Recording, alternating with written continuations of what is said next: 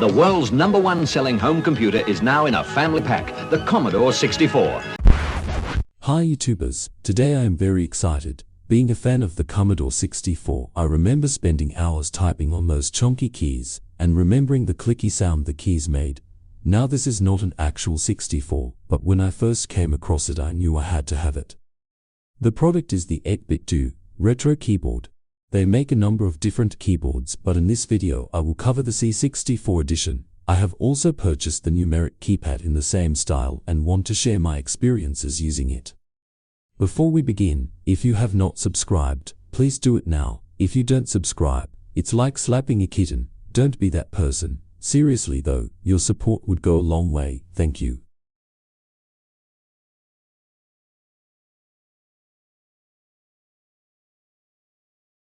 Okay, let's get started. Slide the box lid off and let's take a look at what's inside.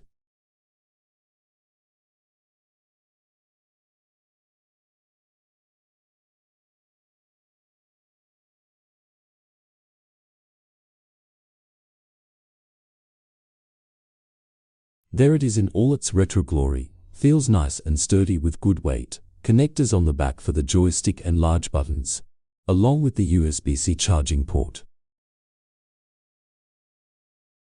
We have a quick start guide to mapping the buttons to system actions, some stickers, suitable for the large buttons on the joystick.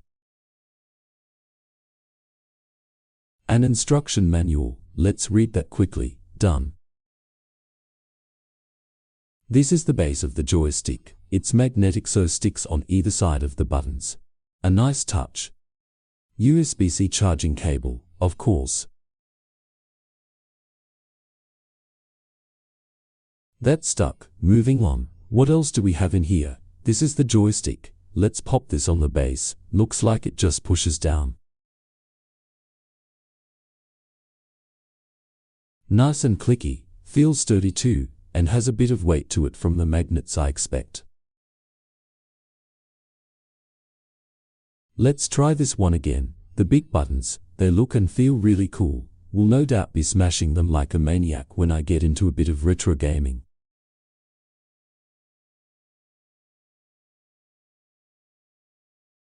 A small card with a number on it. Interesting. Now let's take a look at the keypad.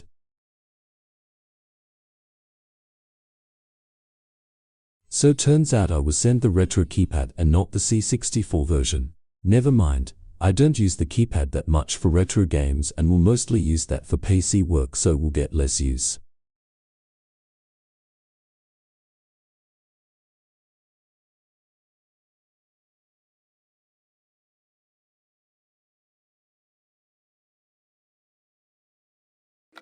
That was more effort than I expected. On with the show.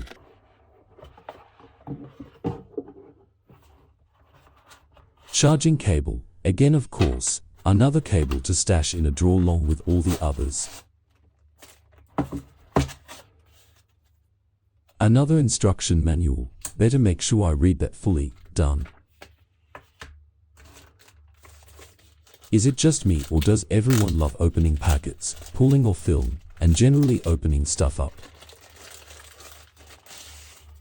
That's cool. I think I am going to send it back and get the C64 edition though. I can't let that sit next to the keyboard without wanting to smash it in the face, if it had one.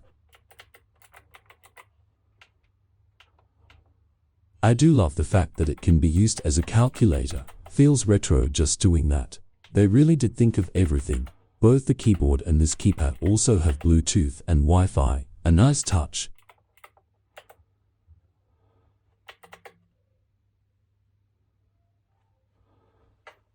Now that the unboxing has been done, let's connect this up and give it a go.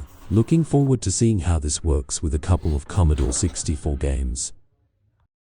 Okay, being able to use the joystick and buttons does require setup.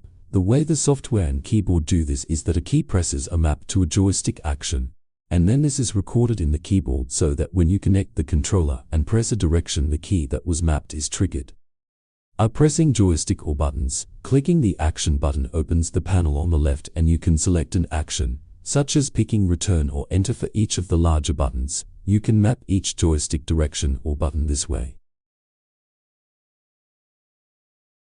Another method, and one that I found to be the easiest to do, was using just the keyboard's own mapping button. No PC required. Simply press the start button on the keyboard, hold down the key you want to assign to a joystick or button action, and then press the action.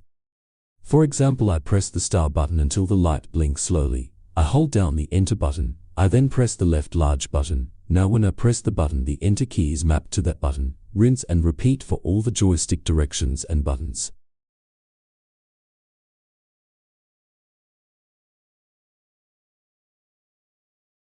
My final step was to load up RetroPie and then connect the controller. This was done using the Bluetooth option. After that, configure the controller and map your joystick and buttons to RetroPie's actions. Depending on what emulation software you use, this may be different, so I won't go into too much detail. Once complete, you can use your shiny new retro keyboard and joystick and play some retro games.